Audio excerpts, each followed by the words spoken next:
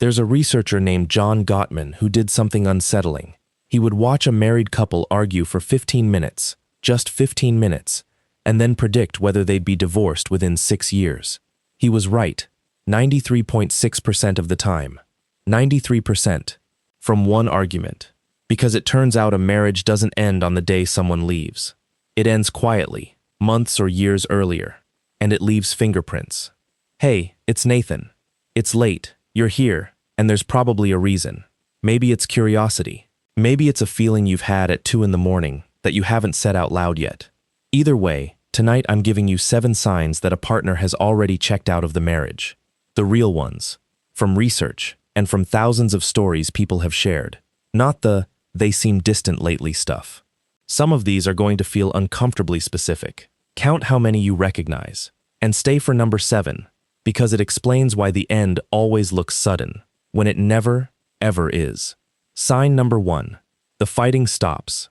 Everyone thinks fighting is the death of a marriage. It usually isn't. Fighting is 2 people who still believe the other one can change. You don't argue with someone you've given up on. So when a partner checks out, the arguments don't get worse. They vanish. The thing you did that drove them crazy for 10 years? Suddenly, silence. It feels like peace.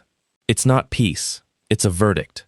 They're not fighting for the marriage anymore, because, somewhere private, the case is already closed.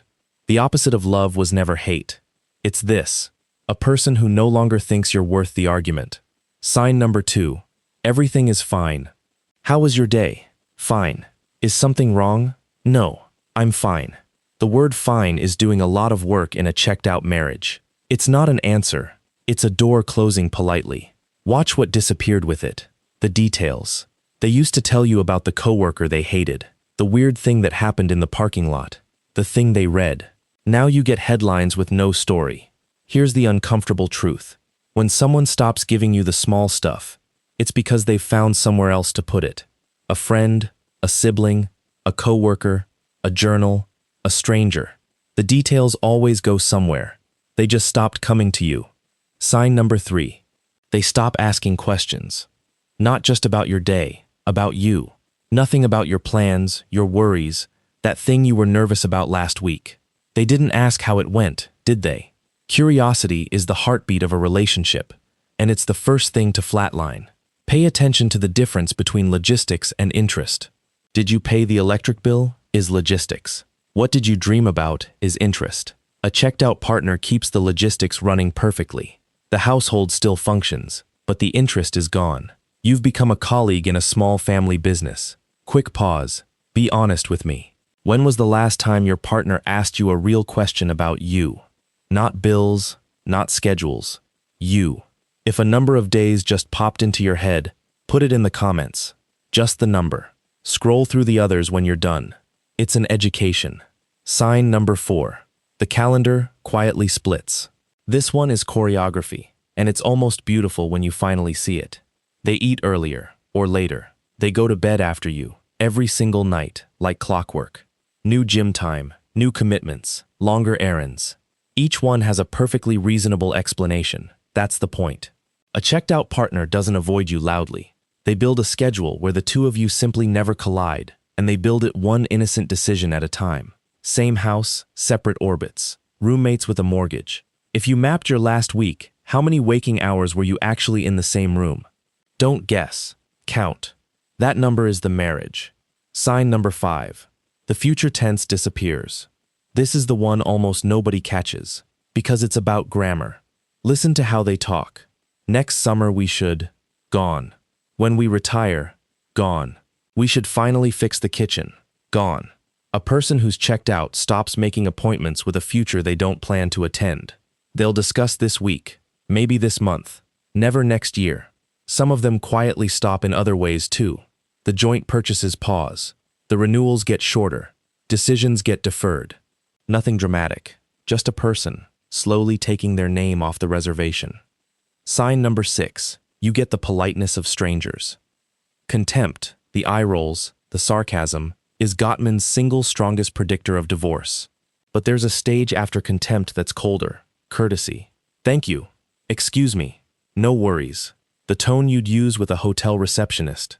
The casual touch is gone, the hand on the back as they pass you in the kitchen, the leg against yours on the couch. Nobody fights, nobody snaps. Everything is professional. People think the end of a marriage sounds like screaming. Ask anyone who's lived it. The end sounds like thanks so much from someone who used to reach for you in their sleep. And sign number 7. They've already grieved you. Here's the one that explains everything else. By the time a checked-out partner walks out the door, they are not at the beginning of the end. They're at the end of it. They did the crying already, quietly, months ago, in the car, in the shower, on those late walks. Researchers who study this call it the walkaway pattern. Years of unmet asking, then silence, then the exit. And studies show about 69% of divorces are filed by women, most of whom say they spent years signaling first. That's why it looks sudden to everyone else. Most couples describe their marriage as happy, 1 year before it ends. 1 year. The person being left is at day 1 of the grief. The person leaving is at day 700. If your gut just tightened, that's the sign that matters. So, 7 signs. How many did you count? Be honest. Put the number in the comments and read the other numbers, because thousands of people telling the truth in one place is rarer than it should be. If you counted 0 to 2, you're probably fine. Talk tonight anyway, about something that isn't logistics. If you counted 3 or more, this video wasn't a coincidence, and you already knew before you clicked it. One more thing before you go, because I don't want to leave you with just a diagnosis.